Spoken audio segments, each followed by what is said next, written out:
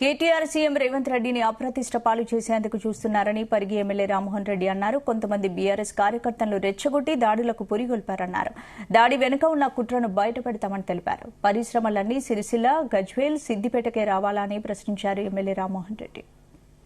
అబద్దాలను కేటీఆర్ ప్రచార మాధ్యమాలను అడ్డం పెట్టుకుని ప్రజలను తప్పుదోవ పట్టించే విధంగా కొంతమంది ప్రజలను అదేవిధంగా కొంతమంది బీఆర్ఎస్ కార్యకర్తలను ప్రోత్సహించి అక్కడ కలెక్టర్ పైన ప్రభుత్వ ఉద్యోగుల పైన దాడి జరిపే విధంగా తద్వారా ముఖ్యమంత్రి గారికి చెడ్డ పేరు వచ్చే విధంగా నువ్వు కృషి చేస్తున్నావు. అదేవిధంగా మీ నాయకుడు మీ పార్టీ నుంచి మొన్నటి వరకు ఉన్నటువంటి ఎమ్మెల్యే నరేందర్ రెడ్డి 40 సార్లు ఎందుకు ఈ యొక్క బీఆర్ఎస్ యూత్ ప్రెసిడెంట్ తో మాట్లాడొచ్చింది, గా ఎవరైతే తప్పించిండ్రో మీరు ఆ వ్యక్తితో ఎందుకు మాట్లాడాల్సింది, మీ ఇద్దరు కలిసి కుట్ర చేసిర్రు, ఈ కుట్రను బయట పెడతామని చెప్పి కూడా తెలియజేస్తూ అదేవిధంగా కొడంగల్ లాంటి వెనుకబడిన ప్రాంతంలో మా వికారాబాద్ జిల్లాలో పరిశ్రమలు రావాల్సిన అవసరం లేదా, సాగునీటి ప్రాజెక్టులు రావాల్సిన అవసరం లేదా, కేవలం మీ సిరిసిల్ల, సిద్దిపేట, గజ్వేలకే పరిశ్రమలు రావాలా, సాగునీటి పరిశ్రమలు రావాలా?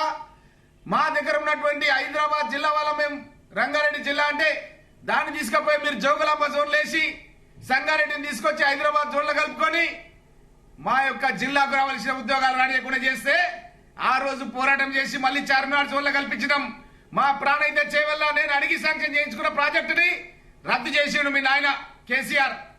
అదేవిధంగా మా ప్రాంతానికి పాలమూరు, రంగారెడ్డి రావాల్సిన నీళ్లు మా వికారాబాద్, రంగారెడ్డి జిల్లాలకు ఒక ఎక్కడ కూడా మీరు నీళ్లు ఇవ్వలేని మాట మా ప్రాంత వాసులంతా కూడా గుర్తు పెట్టుకున్నారు.